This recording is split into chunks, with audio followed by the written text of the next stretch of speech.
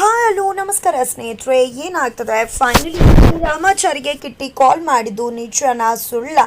ಏನಾಯಿತು? ಚಾರು ಮತ್ತೆ ಚಾರಿ ಮನೆಗೆ ಬಂದೇ ಬಿಟ್ಲ? ಏನಾಗ್ತದೆ ಇದು ಎಲ್ಲವನ್ನ ಕೂಡ ತಿಳ್ಕೊಬೇಕು ಅಂದರೆ ಈಗಲೇ ನಮ್ಮ ಈ ಚಾನಲ್ನ ಸಬ್ಸ್ಕ್ರೈಬ್ ಮಾಡಿ, ಹಾಗೆ ಈ ಒಂದು ವಿಡಿಯೋವನ್ನು ಪೂರ್ತಿಯಾಗಿ ನೋಡಿ.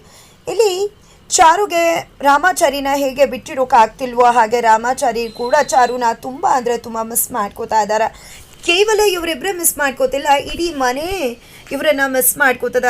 ಚಾರು ಇಲ್ಲದೆ ಮನೆ ಒಂದು ರೀತಿ ಒಂದು ಕಳೆ ಇಲ್ಲದೆ ಬಡಬಡಾಯಿಸ್ತದೆ. ಈ ಕಡೆ ಜಾನಕಿ ಅಮ್ಮ ಕೂಡ ಅಜ್ಜಿ ಹತ್ರ ಚಾರು ಎಷ್ಟು ಚೆನ್ನಾಗಿದ್ದು ಓಡಾಡಿಕೊಂಡು ಎಲ್ಲರ ಸೇವೆ ಮಾಡಿಕೊಂಡು ಎಷ್ಟು ಖುಷಿಯಿಂದ ಎಲ್ಲರ ಖುಷಿನ ನೋಡ್ತಾ ಇದ್ಲು.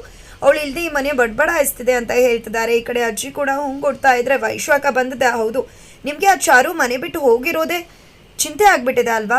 ನನಗೆ ಅನ್ಯಾಯ ಆಗಿದೆ. ನನ್ನ ಮಗು ಈ ಮನೆ ಹುಮಾಂಶದ ಕುಡಿನ ಹೊತ್ಕೊಂಡಿದ್ದೆ ನಾನು. ನನ್ನ ಮಗು ನನ್ನಿಂದ ತೀರು ಹೋಗಿದೆ, ನನ್ನ ಮಗು ಸತ್ತು ಹೋಗಿದೆ, ಅದಕ್ಕೆ ಆ ಚಾರು ಕಾರಣ. ಇಷ್ಟೆಲ್ಲ ಆದರೂ ಕೂಡ ನಿಮಗೆ ನನಗಾಗಿರೋ ಅನ್ಯಾಯದ ಬಗ್ಗೆ ನೀ ಯೋಚನೆನೇ ಇಲ್ಲ, ಬರೀ ಅವಳ ಬಗ್ಗೆನೇ ಚಿಂತೆ ಆಗೋಯ್ತಲ್ವಾ ಅಂತ ಹೇಳ್ತಿದ್ರೆ, ಈ ಕಡೆ ಗಂಡ ಬಂದಿದ್ದೆ, ನನಗೂ ಅಷ್ಟೇ ಅವಳನ್ನ ಮದುವೆ ಮಾಡಿಸಿ ಮನೆ ಕರ್ಕೊಂಡು ಬರೋದು ಇದು ಯಾವುದು ಕೂಡ ಇಷ್ಟ ಇಲ್ಲ ಅಂತಿದ್ರೆ ಏನು ಮಾತಾಡ್ತಿದ್ಯಾ ನೀನು? ಆ ಹುಡುಗಿಯಿಂದ ಏನೋ ಆಗಿರ್ಬೋದು ಅಚ್ಚಾತುರ್ಯ, ಆದರೆ ಯಾವುದನ್ನ ಕೂಡ ಆಕೆ ಬೇಕು ಅಂತ ಮಾಡಿಲ್ಲ. ಈ ಮನೆಗೋಸ್ಕರ ಆಕೆ ಏನೆಲ್ಲ ಮಾಡಿದಾಳೆ ಅಂತ ಹೇಳ್ತಿದ್ದಾರೆ. ಜೊತೆಗೆ ಅಷ್ಟರಲ್ಲಿ ರಾಮಾಚಾರಿ ಕೂಡ ಬರ್ತಾನೆ. ರಾಮಾಚಾರಿ ನಿಮ್ಮಪ್ಪ ಮದುವೆ ಕೆಲಸ ಎಲ್ಲ ನೋಡ್ಕೋತಾರೆ, ಕಿಟ್ಟಿಗೆ ಕಾಲ್ ಮಾಡಿಬಿಡಪ್ಪ ಅಂತಾರೆ. ಈ ಮಾತಿಂದ ರಾಮಾಚಾರಿ ತಬ್ಬಿಬ್ಬಾದ್ರೆ ಈ ಕಡೆ ವೈಶಾಖ, ಅಯ್ಯೋ ಮೇಲ್ಗಡೆ ಇರೋ ಊರಿಗೆ ಯಾವ ಕಾಂಟ್ಯಾಕ್ಟ್ ಸಿಗತ್ತೆ?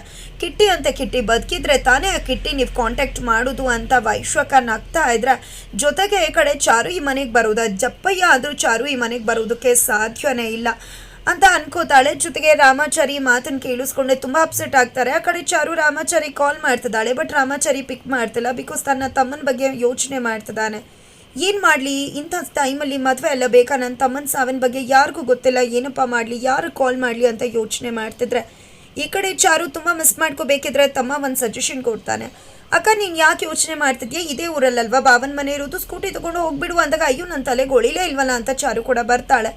ಅಷ್ಟರಲ್ಲಿ ಈ ಕಡೆ ವೈಶಾಖ ರಾಮಾಚಾರಿ ಹತ್ರ ಬಂದು ಏನು ಯೋಚನೆ ಮಾಡ್ತಿದ್ಯಾ ರಾಮಾಚಾರಿ ಅಂತ ಹೇಳಿದಾಗ, ಅದು ಇಂಥ ಟೈಮಲ್ಲೆಲ್ಲ ಮದುವೆ ಬೇಕಾ ನಿಮಗೂ ಕೂಡ? ಈಗ ತಾನೇ ಹುಷಾರಾಗ್ತಿದ್ರ ಅಂದಾಗ, ಅಯ್ಯೋ ಆಗಿದ್ದೆಲ್ಲ ಆಗೋಯ್ತು, ನೀನು ಆರಾಮಾಗಿರು, ಏನಾಗ್ತಿದೆಯೋ ಅದು ಎಲ್ಲ ಒಳ್ಳೇದೇ ಆಗ್ತಿದೆ ಅಂತ ಅನ್ಕೋ. ಜೊತೆಗೆ ನಿಮ್ಮಿಬ್ಬರು ಮದುವೆ ಅಕ್ರಮ ಅಂತ ಹೇಳಿದ್ರು, ಒಳ್ಳೆ ರೀತಿ ಎಲ್ಲ ಕೂಡ ಆಗ್ತಿದೆ ಅನ್ನೋದನ್ನು ಯೋಚನೆ ಮಾಡು, ಎಲ್ಲ ಕೂಡ ಒಳ್ಳೇದಾಗತ್ತೆ ಅಂತ ಹೇಳಿ ವೈಶಾಖ ಹೋಗ್ತಾರೆ. ಜೊತೆಗೆ ನಿನ್ನೆ ಹೆಂಡತಿ ಬರ್ತಾಳೆ ಅಂತ ಕಾಯ್ಕೊಂಡು ನಿಂತಿದ್ರೆ ಅದು ನಿನ್ನ ಭ್ರಮೆ ಅಷ್ಟೇ.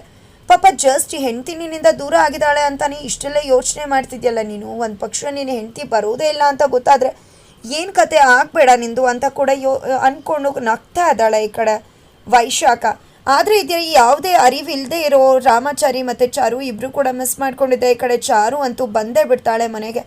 ಈ ಕಡೆ ರಾಮಾಚಾರಿ ಯೋಚನೆ ಮಾಡ್ತಿದ್ರೆ ಬರ್ತಾಳೆ ಚಾರು, ಇದೇನಿದು ಕನಸಲ್ಲೂ ಕೂಡ ಮೊದಲೇ ನಿಮ್ಮನ್ನು ನೆನೆಸ್ಕೊಂಡು ಮಿಸ್ ಮಾಡ್ಕೋತಾ ಇದ್ದೀನಿ, ಕನ್ಸಲ್ಲಿ ಈ ರೀತಿ ಬಂದು ಕಾಟ ಕೊಡ್ತಿದ್ರಲ್ಲ ಅಂತಿದ್ರೆ ಇದು ಕನ್ಸಲ್ಲ ರಾಮಾಚಾರಿ, ನಿಜ, ನಾನು ನಿಜವಾಗ್ಲೂ ಬಂದಿದ್ದೀನಿ ಅಂದ ತಕ್ಷಣ ಏನಿದೆಲ್ಲ ಬನ್ನಿ ಈಗಲೇ ಕರ್ಕೊಂಡು ಹೋಗ್ಬಿಡ್ತೀನಿ, ಯಾರ ಕಣ್ಣಾದರೂ ಕಾಣಿಸ್ಕೊಂಡು ಏನು ಮಾಡಬೇಕು ಅಂದಾಗ ಬಂದವಳು ನನಗೆ ಹೋಗೋದು ಗೊತ್ತಿಲ್ವಾ ಅಂತ ಹೇಳ್ತಾರೆ. ಅಷ್ಟರಲ್ಲಿ ವೈಶಾಖಗೆ ಯಾರೋ ಬಂದ ಸೌಂಡ್ ಆಗುತ್ತೆ. ಅದಕ್ಕೆ ರಾಮಾಚಾರಿ ರೂಮಿಗೆ ಬಂದ ತಕ್ಷಣ ಚಾರು ಹೊಸ್ಕೊಂಡು ಬಿಡ್ತಾಳೆ. ಏನಾಯಿತು ರಾಮಾಚಾರಿ, ಯಾಕೆ ಕಿರ್ಚ್ಕೊಂಡೆ ಅಂತ ಹೇಳ್ತಿದ್ರೆ, ಅಯ್ಯೋ ಹಲ್ಲಿ ಇತ್ತು ಅದಕ್ಕೆ ಕಿರ್ಚ್ಕೊಂಡ್ಬಿಟ್ಟೆ ಅಂದಾಗ, ಅಲ್ಲಿ ಕಿರ್ಚ್ಕೊಂಡ್ಬಿಟ್ಟೆ ಹೇಗೆ ಅಂತ ಹೇಳ್ತಾರೆ.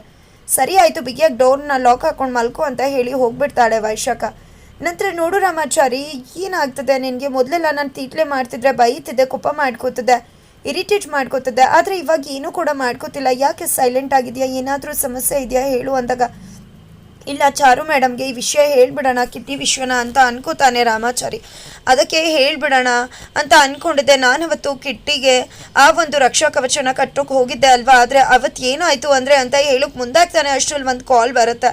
ಕಾಲ್ ಕಟ್ ಮಾಡ್ತಾನೆ, ರಿಸೀವ್ ಮಾಡಲ್ಲ ರಾಮಾಚಾರಿ. ರಿಸೀವ್ ಮಾಡು ರಾಮಾಚಾರಿ, ಎಷ್ಟೊತ್ತು ಕಾಲ್ ಮಾಡಿದ್ದಾರೆ ಅಂದರೆ ಏನೋ ಇರ್ಬೋದು ಅಂದಾಗ, ಸರಿ ಅಂತ ರಿಸೀವ್ ಮಾಡಿದ್ರೆ ಅದು ಬೇರೆ ಯಾರೂ ಅಲ್ಲ ಕಿಟ್ಟಿ ಅಂತ ಅಂದ್ಕೊಂಡ ತಕ್ಷಣ ಇಲ್ಲಿ ರಾಮಾಚಾರಿ ತುಂಬ ಖುಷಿಯಾಗಿಬಿಡ್ತಾನೆ.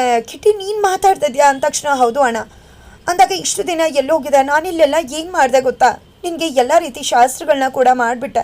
ನನ್ನ ತಮ್ಮ ನಿನ್ನ ಜೊತೆ ಮಾತಾಡ್ತಿರೋದು ನೋಡಿ ನಂಗೆ ತುಂಬ ಖುಷಿ ಆಗ್ತದೆ. ಇಷ್ಟು ದಿನ ಎಲ್ಲಿ ಹೋಗಿದೆ ಅಂತ ಕೇಳ್ತಿದ್ರೆ, ಅದು ಅಣ್ಣ ಏನೋ ಒಂದು ಪರಿಸ್ಥಿತಿ ಬಂತು, ನನ್ನ ಬಟ್ಟೆ ಫೋನು ಎಲ್ಲನೂ ಕೂಡ ಕಳ್ಕೊಂಬಿಟ್ಟೆ, ಇಲ್ಲಿ ದೇವಸ್ಥಾನಕ್ಕೆ ಬಂದಿದ್ದೀನಿ, ಆದರೆ ಅದಕ್ಕೆ ನಾನು ಬದುಕಿದ್ದೀನಿ ಅನ್ನೋ ವಿಷಯ ನಾನು ನಿನಗೆ ತಿಳಿಸ್ಬೇಕು ಅಂತ ಮಾಡಿದ್ದೀನಿ, ನಾನು ಬರ್ತೀನಿ ಆದಷ್ಟು ಬೇಗ, ನೀನೇನು ಯೋಚನೆ ಮಾಡಿಬಿಡ ಅಂತಾರೆ. ಈ ಕಡೆ ರಾಮಾಚಾರಿಗಂತೂ ಫುಲ್ ಖುಷಿ ಆಗ್ತದೆ, ತನ್ನ ತಮ್ಮ ಬದುಕಿದಾನೆ ಅಂತ. ಬರ್ತೀನಿ ಅಣ್ಣ ಆದಷ್ಟು ಬೇಗ ಅಂತಾರೆ. ಹಾಗಿದ್ರೆ ಮುಂದೆ ಏನಾಗುತ್ತೆ ತಿಳ್ಕೊಬೇಕು ಅಂದರೆ ಮುಂದಿನ ವೀಡಿಯೋಗೋಸ್ಕರ ವೆಯ್ಟ್